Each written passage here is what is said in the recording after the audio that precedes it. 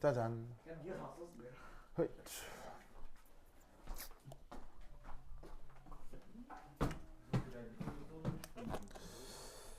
자, 앞서 레디얼 노드 얘기를 했었죠. 기억나요? 근데 그 노드가 뭐도 있었어요? 한글로 앵귤러 노드도 있었죠. 앵귤러 노드는 몇 개가 있죠? 앵귤러 노드는요. 아, 근데 그거 커피를 끓여줬나? ML 됐을 거야. L 마이너스 앵귤러 노드 개수는 A 마이너스 ML. L-ML이 외워야 되겠죠. 자, 여기에 있는 이것도 외워야 되겠어요? 안 외워야 되겠어요? 외워야 되겠죠. 그럼 앵귤러 노드 개수도 외워야 되겠죠. 바로 L개입니다. 네.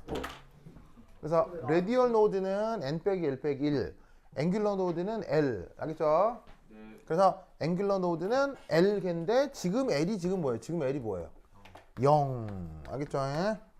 그러니까 지금 나와 있는 S오비탈들에 대해서는 앵귤러 노드가 있다 없다? 앵귤러 노드가 없다. 뭐만 알겠죠? 이 논리를 꼭 기억해 두시기 바랍니다. 자, 썼죠? 예? 그래. 오! 이 예은이가 쓴 거예요? 예은, 멋져요? 멋져. 예, 좋아, 좋습니다. 좋습니다.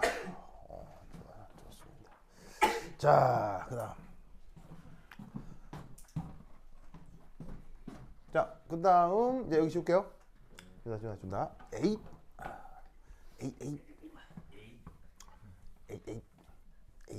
자, 그다음 6. 자, 6이 이제 마지막 그 언급이 될 텐데 6은 뭐냐면 이거예요. radial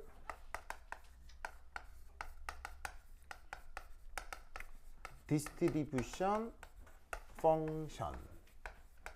어제 말미했던 것 중에서 제일 중요한 부분이죠. radial distribution function 말 기억나요? 방사 분포함수. 자, 그거 뭐냐면 번역은 뭐였죠?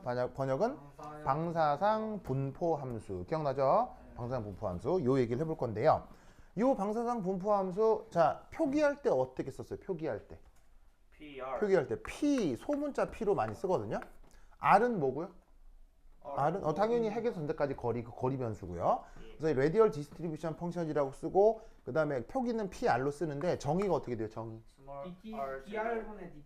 정의가 뭐냐면 결론적으로 그래서 거리의 제곱에다가 곱하기 radial 파트, 그리고 radial 파트에 영향을 주는 양대수는 n과 l, 그리고 radial 파트 역시 변수가 r. 요걸 또 다시 제곱. 요거 외우셔야 돼요. 알겠죠? 외워야 돼요. 이게 결론적으로 최종 정의가 이거거든요. 꼭 외워야 돼. 이거이 바로 radial distribution function. 어제 했던 거야. 그걸 여기에 있는 이 그림에서도 한번 해보자 이런 얘기지. 그럼요. 자, 그럼 우선 첫 번째 요거 이게 radial 파트죠. 이걸 제곱하고 거기 r제곱을 또 하는 거예요. 그러면 어떤 꼴의 모습이 나타나겠냐는 거죠. 자, 간단하게 얘도 한번 살펴봅시다. 우선 요거 자체는 증가함수예요, 감소함수예요? 요거 한 자체는 여기 감소함수잖아요. 그런데 r제곱은 증가함수라고 했죠. 그래서 증가함수에다가 감소함수 곱해서 그리면 요거는 어제 그려봤잖아. 어떻게 된다고 그랬어요? 바로 커졌다가 작아져. 알겠죠?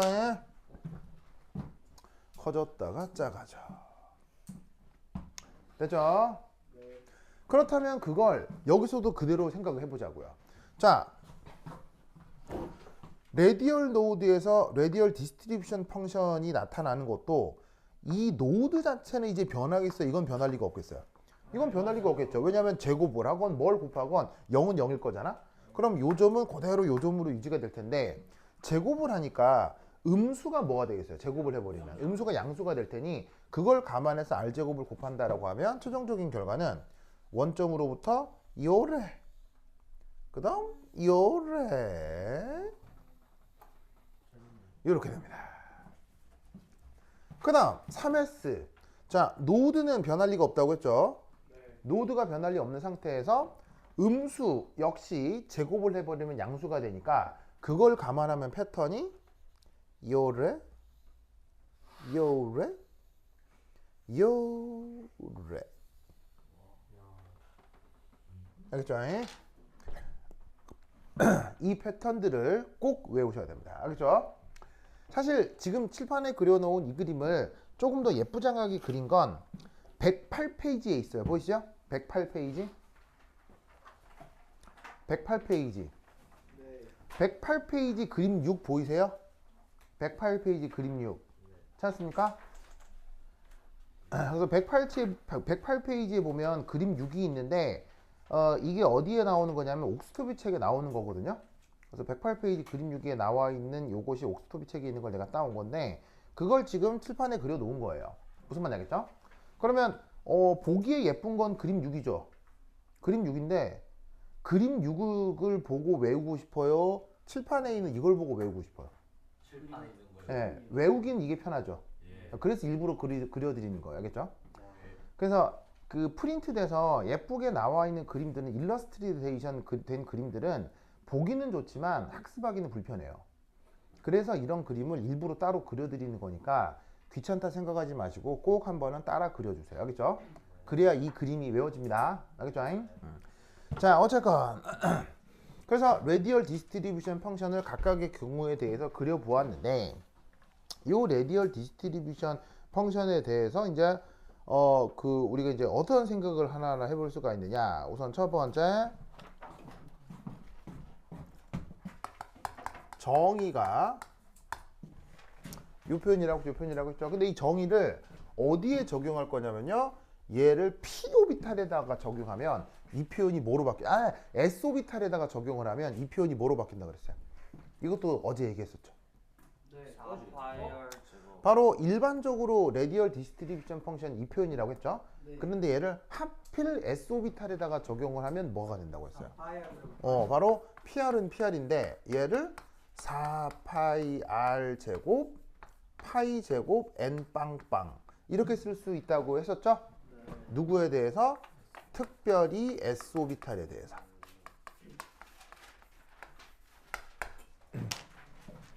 그래서 두 표현은 같아요. 같은 겁니다. 여기에다가도 L에다가 0 넣으면 이 표현을 이렇게 바꿀 수 있거든요. 그래서 다른 건 아닌데 옥스토비 책에는 이런 식으로 주로 나와요. 줌달 책에는 이렇게 표기돼요.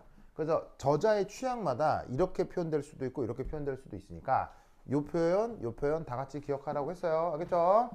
자, 그 다음 두 번째 자, 그럼 얘 같은 경우 레디얼 디스트리뷰션 펑션으로 뭘 할 수 있냐면 전자를 발견할 확률이다 이런 말을 썼던 거 기억나죠? 네. 그래서 예를 들어서 거리 기준으로다가 R1에서 R2 요 거리로 규정되는 영역 사이에서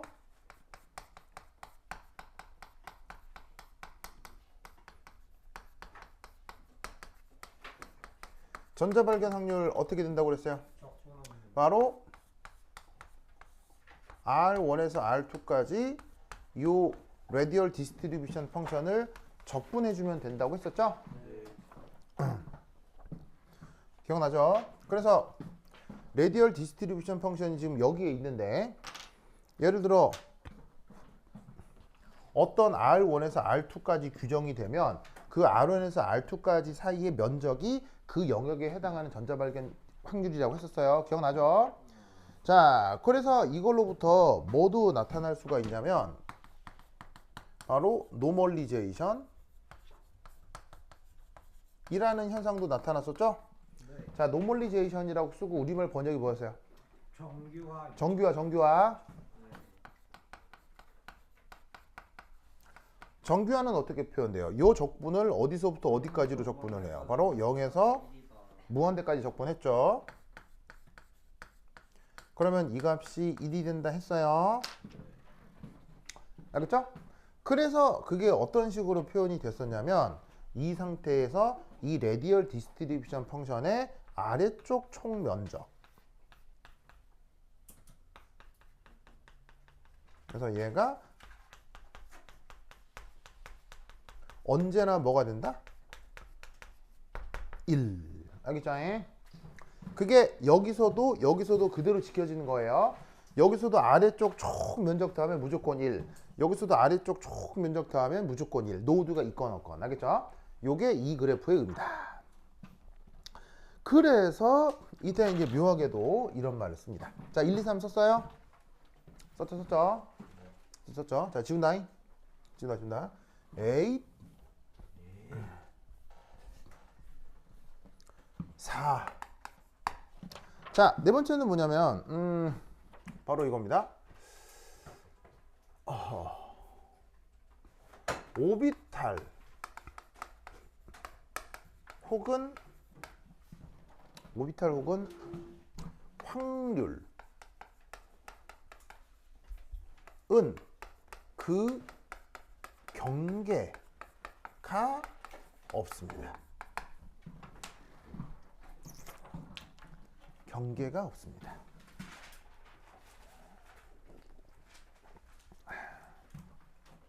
자, 저게 무슨 말이냐면 여러분 여러분들이 그 한 초등학생 때 읽는 책 중에 굉장히 많이 있는 책 중에 하나가 그 Y하고요. 마법천자문이죠. 마법천자문 읽어본 사람, 마법천자문. 오, 좋아요. 그거 되게 베스트셀러잖아, 그죠? 네. 그래서 그 마법천자문 보면 그 천자문의 첫 번째가 하늘, 천, 뭐 땅, 지, 뭐 건물, 그래서 이게 한자가 어떻게 쓰더라? 이렇게 해갖고 뭐 이렇게 쓰는 거인데 이게 거물, 그러니까 뭐 거물 현 이렇게 쓰잖아요. 이렇게 쓰잖아. 그래서 하늘, 천, 따지, 거물, 뭐 누르, 황 쓰잖아. 네. 이게 무슨 뜻일까요? 검 따는 거죠. 검을. 네. 네, 저 무슨 뜻이에요? 검 따는 거 아니야? 아, 진짜로요? 저게 무슨 뜻이에요? 검을 따. 검은색. 저게 이제 뭐냐면 이게 한글로 쓰기는 거물이라고 쓴 거 아니에요. 근데 이게 다르게 어떻게 표현하기도 하냐면요. 가물 이렇게 쓰기도 하고 가물. 그래서 여기서 이 거물이라는 얘기는 블랙이 아니에요. 블랙이 아니고요. 어떤 뜻이냐면 가물이에요. 가물이에요. 그럼 여기서 가물이 무슨 말이에요? 가물? 애매하고 기억이 가물. 가물이 뭐냐면요. 예, 그럴 때도 쓰는데 이 우리나라 말의 가물은 어떤 뜻이냐면 여러분 하늘을 보면 구름이 있나요? 네. 구름 있죠. 보면 하늘 보면 구름이 있잖아요. 뭐 지나건 엮은 구름이 있잖아. 그러면 구름이 있다는 건 알죠. 구름이 있다는 건 알지만 어디까지가 구름이고 어디까지가 구름이 아니에요? 흰색일 때가 구름이고 하늘색일 때가 구름. 예. 자, 무슨 말인지 알겠어요? 네. 방금 얘기도 여기도 뭐 흰색이면 아니다, 뭐 파란색이면 맞다 이렇게 얘기를 하지만 그럼 그 흰색하고 검은색을 어디까지 나눠요? 그리고 또 다른 질문. 무지개 빨주 노초 파란보라고 하죠. 네. 정말이에요? 네. 아니요. 무지개. 어디까지가 빨개요? 어디까지가 노란색이에요? 뭐가 없죠? 경계가. 그걸 가물이라고 하는 거야. 우리나라 말로. 그래서 우리 자연의 속성은 뭔가 칼로 무자듯이 어디서 어디까지 뭐가 딱 이렇게 정해져 있는 게 우리 자연이에요. 우리 자연의 대부분의 현상은 경계가 보통 없는 게 대부분이에요. 보통 없죠. 대표적으로 색깔 같은 거요. 색깔. 그래서 색깔 같은 것들이 대표적인 이런 현상이어서 이런 것들을 아울러 쓰는 말이 현자예요.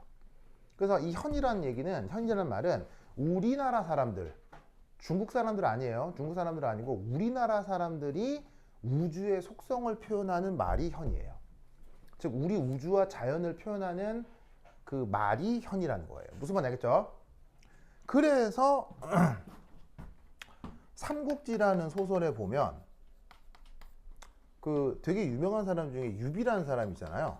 네. 이 사람의 호가 뭐예요? 현덕이거든요. 덕은 뭐 도덕할 때가 덕자라고 칩시다. 현자가 어디 현자예요? 요 현자예요. 무슨 말이냐면 블랙 에스익이 아니고요. 검은 도덕이 아니고요.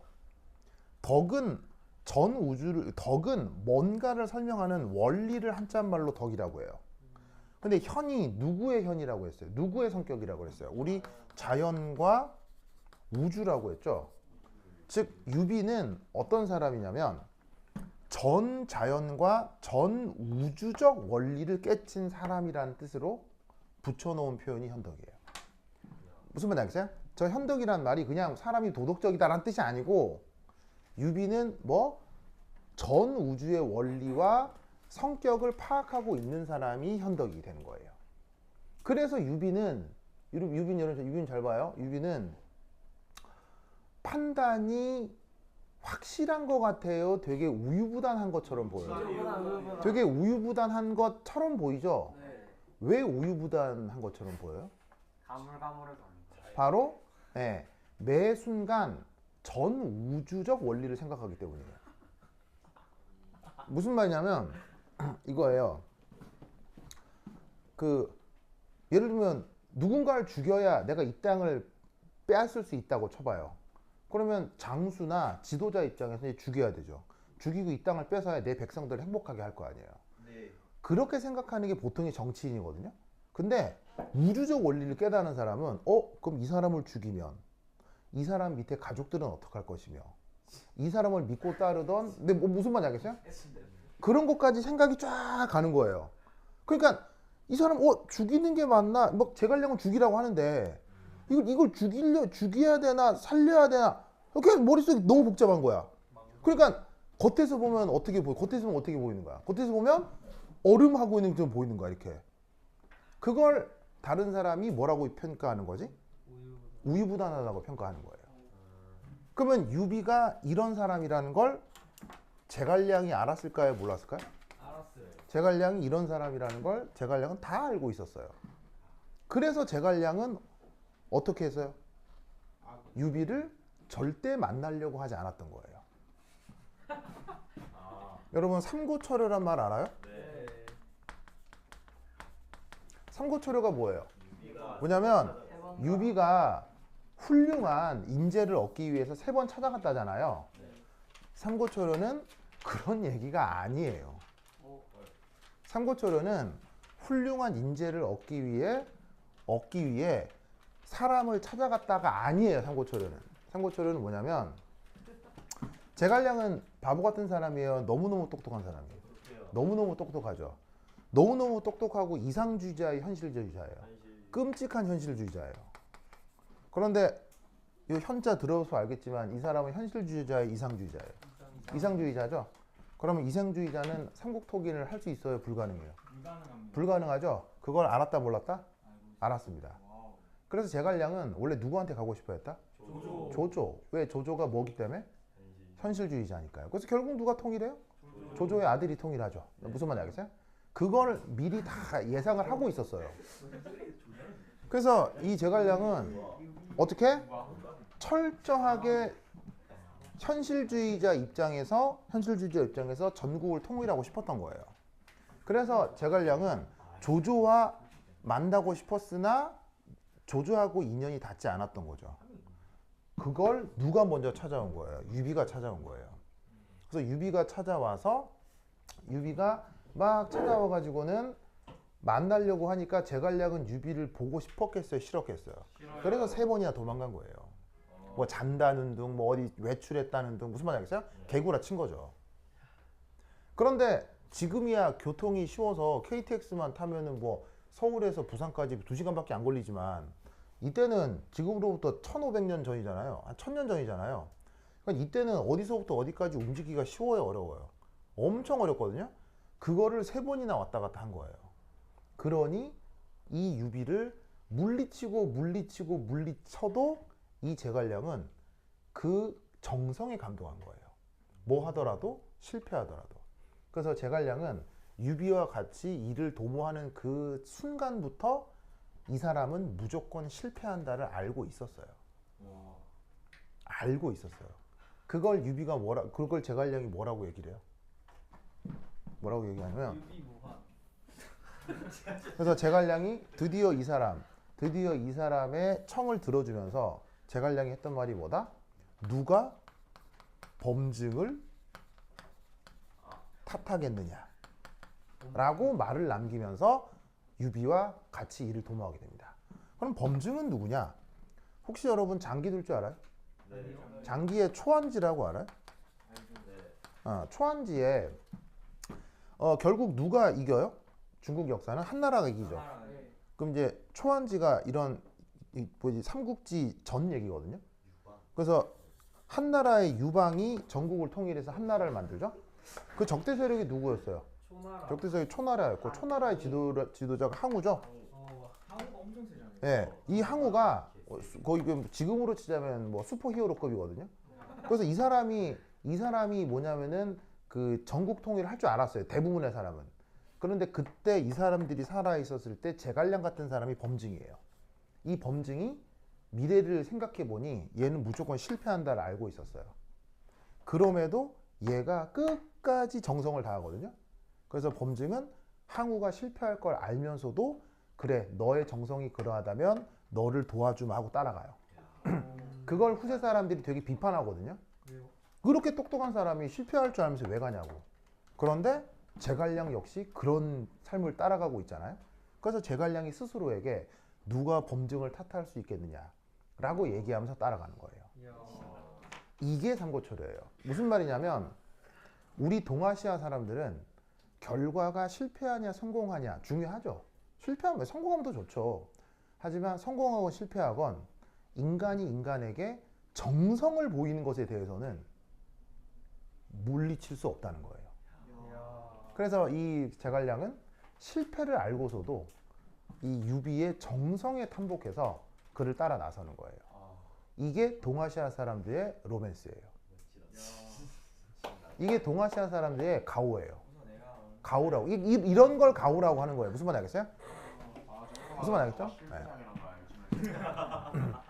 그래서 어떻게 된다?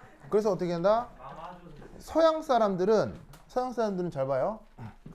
서양 사람들은 이거 입자예요, 에너지예요? 입자잖아요. 자, 내가 여러분들한테 말씀드리는 소리는 입자의 에너지예요. 에너지잖아요. 서양 사람들은 생각 자체가 경계가 있어요, 경계가 없어요? 서양 사람들은 생각 자체가 경계가 명확하다고요. 이건 입자, 소리 같은 건, 빛 같은 건 에너지. 무슨 말 알겠어요? 명확하게 개념을 구분해서 얘기하는 거예요. 왜? 서양 사람들은 왜 개념을 명확하게 구분해서 얘기를 해요? 바로 하나님을 가정하기 때문이에요. 자, 하나님을 가정하는 것은 생각해 봅시다. 하나님은 다신교예요, 유일신교예요? 하나님을 믿는 건 유일신교죠. 그러면 유일신교 상에서는 뭐하고 뭐밖에 구분이 안 돼요. 믿냐, 믿지 않느냐.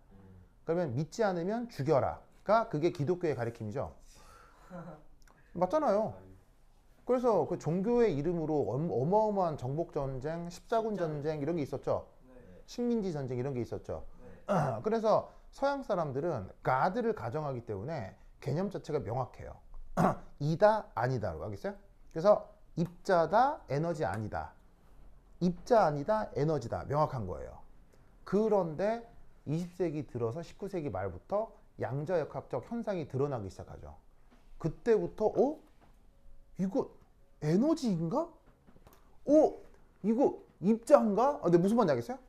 그때부터 뭐가 깨지기 시작하는 거예요. 경계. 그 아이디어를 제공해 준 게 뭐라고요? 양자역학이라고요. 무슨 말인지 알겠어요? 그래서 서양 사람들은 양자 현상이라고 하는 것에 대해서 언제부터 생각한 거예요? 빨리 잡아도 19세기 말, 알겠죠? 그런데 동양 사람들은 언제부터 양자적 현상에 대해 생각을 하는 거예요? 동양 사람들은 지금으로부터 1500년 전부터 양자적인 생각을 하고 있는 거예요. 무슨 말 알겠죠? 물론 동양 사람들이 뭘 개발하진 않았지만 함수를 개발해서 그걸 표현하진 않았지만 말 속에서 그걸 담아서 얘기를 해요. 동양 사람들은. 무슨 말인지 알겠죠? 그래서 결국엔 공부를 하면 할수록 다른 데서 출발을 해도 항상 끝에서 만나게 돼 있어요. 그래서 여러분 우리나라 최고 그 불교 전문가가 누구예요? 우리나라에서 되게 전 세계적인 석학 중에 불교 이론 전 세계적인 석학 분이 있는데 그 박사님 이름이 우리 기억 감고 그분이 누구냐면 서울대 물리학과 교수예요. 오, 예. 그래서 그 불교 이론에 대한 양자역학적 해석이라는 논문이 있거든요. 이거 되게 전 세계적인 논문이에요. 전 세계적인 논문이에요. 그래서 그 뭔가 여러분 뇌과학이란 말 들어봤어요? 뇌과학? 뇌인지학? 그 뇌인지학에 가장 많은 그 이론적 백그라운드를 제공해주는 학문이 뭐예요? 그게 불교예요. 예, 그러니까 어떤 현상에 대해서 뇌가 인식하고 받아들이는 과정 있죠. 그걸 가장 잘 설명해주는 학술 체계가 불교예요. 그래서 불교를 물리학자들이 연구를 많이 해요. 그런 아이디어 때문에. 그래서 혹시 여러분 바이오 피직스란 말 들어본 적 있어요? 바이오 피직스? 생물 현상을 뭐로 분석하는 거? 물리학으로. 그래서 뇌나 뇌 안에 벌어지는 일들을 생물학적으로 분석하는 게 아니고요. 수학적으로나 논리적으로 분석하려고 하는 시도 중에 불교를 도입하려고 하는 시도가 있어요. 무슨 말 알겠어요? 그러니까 이제 여러분들이 이제 지금은 아직 어려서 이런 게 급하긴 하겠지만 나중에 여러분들이 내 나이쯤 되면 여러분들도 이런 거 하고 있는 사람이 있을 거란 말이에요. 알겠죠? 그렇죠? 그래서 이런 거를 기억해 주시기 바랍니다. 그래서 우리 자연은 경계가 있다 없다? 없죠. 그러니까 y equal e 마이너스 x 함수는 이 함수는 어딘가에서 끝나요? 영원히 계속돼요? 영원히 계속되죠. 그러면 이렇게 계속되는 함수 값을 표현한다면 그림이 어떻게 그려져야 되겠어요? 영원히 커지니까 1s 오비탈도 우주만하게 그려야 되겠죠. 맞나요? 2s 오비탈도 우주만하게 그려야 되겠죠. 그게 사실은 수학적으로 옳죠. 하지만 그렇게 하면 편리해요? 매우 불편해요? 매우 불편하죠. 그래서 어떻게 하느냐? 바로 전자 발견 확률이 대략, 이건 저자마다 다른데 대략 90% 정도의 영역까지만 그래프로 표현하는 겁니다.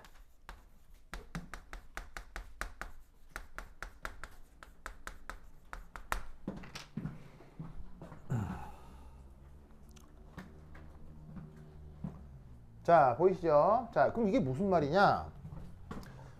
이 아래쪽 면적 몇 프로라고 해요? 이 아래쪽 면적 1이라고 했죠. 이 아래쪽 총 면적 1이라고 했죠. 그러면 사실은 핵에서 전자가 발견될 수 있는 곳은 여기 다 핵의 전자가 발견될 수 있어요. 다만 확률이 높으냐 낮으냐의 문제일 뿐. 그런데 왜 얘는 여기까지만 그리냐고요. 바로 그게 뭐다? 여기 지금 요 경계 있죠. 요 경계까지만을 딱 잘라서 만약 여기 거리를 A, 이 A가 뭐냐면 핵에서 반지름이 A, 핵에서 반지름이 A인 요 거리까지 아래쪽 면적을 구하면 이 값이 얼마인 거? 이게 0.9란 얘기인 거예요. 무슨 말 되겠죠? 그래서 레디얼 디스트리뷰션 펑션에서 핵으로부터 전체 아래쪽 면적이 0.9가 되는 이 거리가 있을 거 아니에요. 그 거리에 대해서만 9로 표현하는 거예요. 무슨 말 되겠죠? 요것도 그렇고요. 요것도 그렇고요. 무슨 말 되겠죠? 그럼 여기서도 어떻다는 얘기야? 요 거리에 해당하는 요 아래쪽 면적 요거 다 더한 게 뭐라고요? 0.9. 알겠죠? 그런 식으로다가 우리가 S오비탈을 구형으로 인식하게 된다. 무슨 말 알겠죠? 그죠? 그래서 요 PR 이 수능에 나온다 그랬어요? 안 나온다 그랬어요? 나와요. 레디얼 디스트리뷰션 펑션이 수능에 나온다고 했죠. 그래서 얘를 수능에서는 전자 발견 확률이라고 얘기합니다.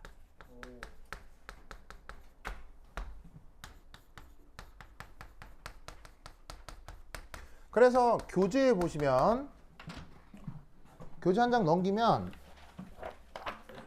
109페이지 109페이지 한번 보실라오? 109페이지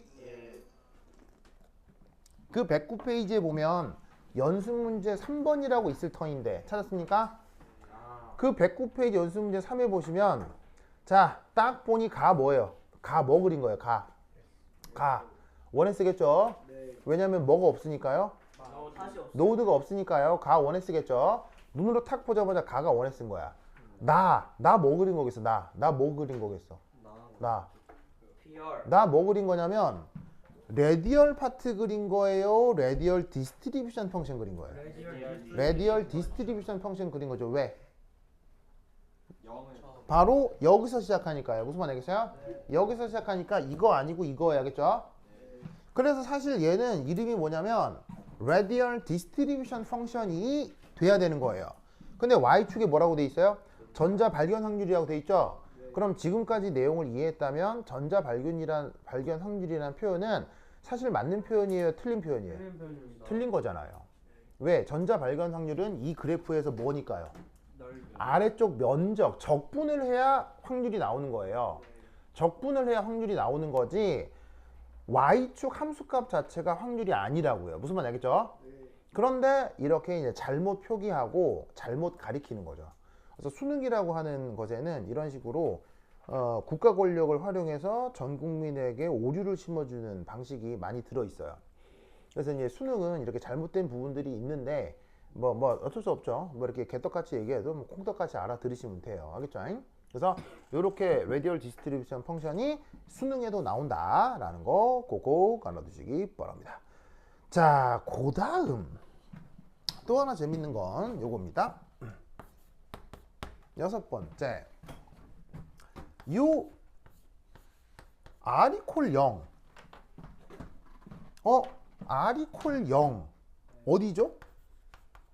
핵이죠. 핵에서 떨어진 거리가 여기니까 핵이잖아요. 그럼 여기 잘 봐요. 이게 1S였건 2S건 3S건 레디얼 디스트리뷰션 펑션으로 바꾸면 앞에 뭐가 곱해져 있어요? R제곱, R제곱, R제곱 다 곱해져 있잖아. 곱해져 있기 때문에 그래프가 어떻게 되느냐? 0이 아닌 함수값을 가져도 레디얼 디스트리뷰션 펑션은 무조건 0에서 시작하는 거예요. 0에서 시작하는 거죠. 그래서 얘는 항상 0이 되는데 이게 무슨 의미일까요? 이게 무슨 의미일까요? 이걸 어떻게 해석하냐면 이거예요. 핵 근처 영역에서 전자를 발견하기 어렵다. 혹은 핵에는 전자가 없다. 자, 쓰시고 뭔 말인지 말씀드리겠습니다.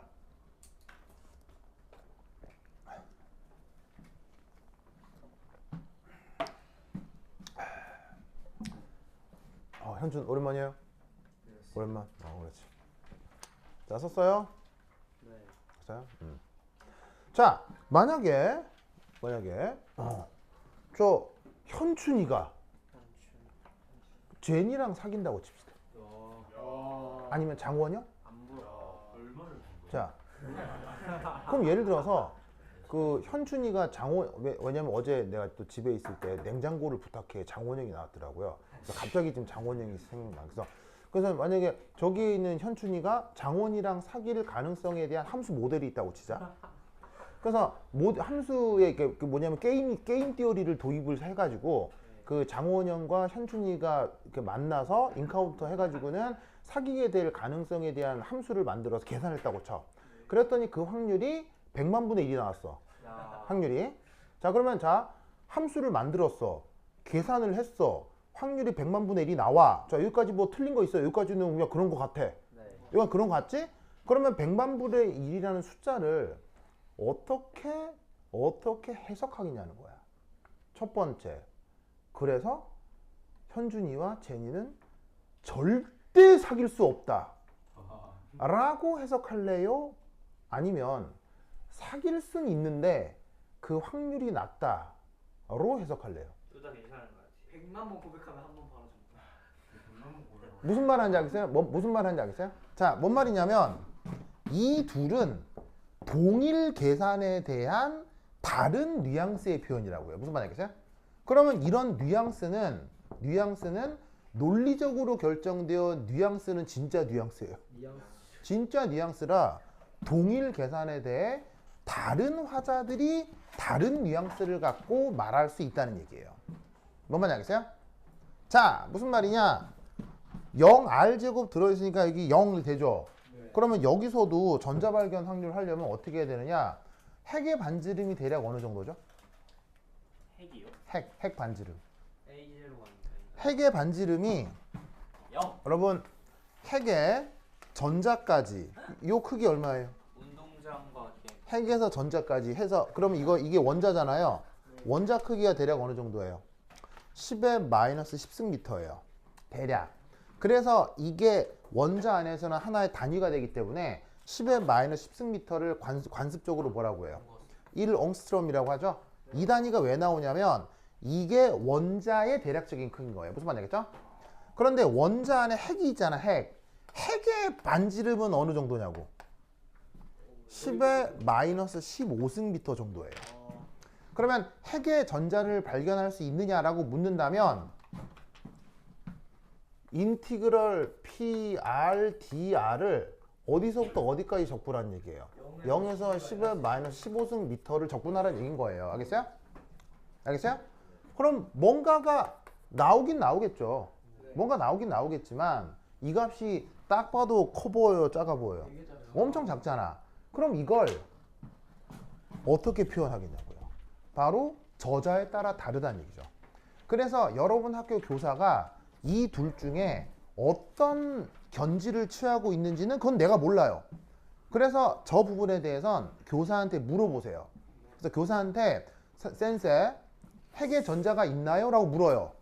전자가 있나요? 그러면 핵의 전자가 있냐면 확률이 아주 낮지만 있을 수는 있어 라고 얘기하는 교사도 있단 말이에요.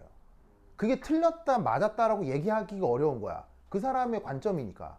그런데 정의로는 어떻게 얘기하냐면 핵에는 화학적인 전자가 절대 존재할 수 없다라고 정의로는 얘기를 해. 정의론이. 정의론 나 무슨 말 알겠어요? 왜냐 여러분 핵에 전자가 있으면 무슨 일이 벌어지겠어요? 붙어요. 강한 핵력이 작용해요. 핵에 전자가 존재하면 누구하고 누가 반응하겠어요? 양성자하고 중성자가 반응하겠죠. 양성자하고 중성자가 반응하면 핵결합 에너지 변화가 생기고 갑자기 난데없이 필요 없는 중성자가 생기잖아요. 그럴 경우 핵은 뭘 할 수 있죠? 필요 없는 중성자나 핵자를 튕겨낼 수 있죠. 그러면 어떤 일이 벌어지냐면 난데없이 중성자가 생기면 그 녀석이 감마레이어와 함께 중성자 방출이 될 수 있어요. 그러면 자, 내 몸에도 원자는 있어요, 없어요? 없어요. 내 몸에도 핵과 전자들은 많잖아요. 그러면 만약에 핵에 전자가 있을 수 있으면 이렇게 막 걸어다니다가 내 몸에서 막 감마레이 나오고 막 내 몸에서 막 중성자선 나오고 막 이러는 거지. 좋은데? 나는 걸어다니는 중성자 폭탄이야. 무슨 말인지 알겠어요? 근데 실제로 그런 일이 있어. 뭐 그런 일은 뭐 거의 뭐 생각 안 해도 돼. 그러니까 나는 핵의 전자가 없다라고 나는 말하는 거야. 그런 관점으로. 근데 다른 사람은 이게 아니라 요 관점으로 얘기할 수도 있어. 그래서 요거는 그 수업하는 교수를 잡고 컨펌을 받아. 센세, 당신이 이거 시험 문제 되면 내가 어떻게 써야 점수를 줄 거냐. 그럼 뭐라고 얘기하겠지? 그대로 써. 알겠죠? 됐죠? 오케이, 됐다. 그리고 관련된 나머지 내용 하나가 이거는 이제 어제 했죠. 이거는 뭐 내용이 끝났어요. 4, 5, 6 한 다음에 이제 7. 요 레디얼 디스트리뷰션 펑션에서 또 분석할 수 있는 거 마지막 내용 뭐예요? 마지막 내용 어제 했던 거 했었죠 뭐? 어제 했던 것 중에 기울기요. 그걸 뭐라고 했어요? Most probable point. 아 그래요. 이게 인도 사람 같아. 자 뭐냐면 더 most